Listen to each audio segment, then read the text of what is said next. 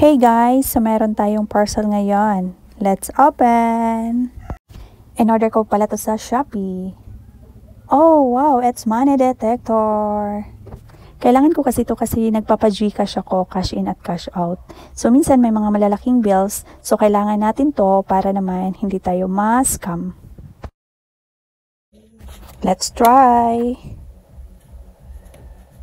So, meron akong 1,000 bills dito, yung bago na 1,000. So, makita natin, meron siyang nakalagay, naka-highlight yung 1,000. So, it's not fake. Ito yung bagong 1,000 peso bill. Pag hindi mo itinapat doon sa money detector, wala ka talagang makikita na naka-highlight na 1,000. So, hanap tayo dito sa lumang bills natin. Meron tayo dito 500. So, makita natin, may mga neon colors kasi ito yung luma na 500. Ito 100, may mga neon colors din. Ito yung luma na 100. Tsaka ito 50 pesos. Kunti lang neon kasi masyado na siyang luma.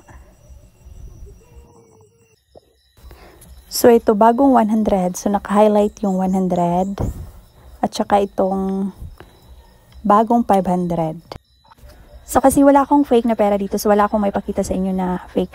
But then, just remember na pag walang neon colors para sa mga lumang bills, fake yun. At saka sa mga bagong bills, yung naka-highlight, yung 100, 500, tsaka 1,000.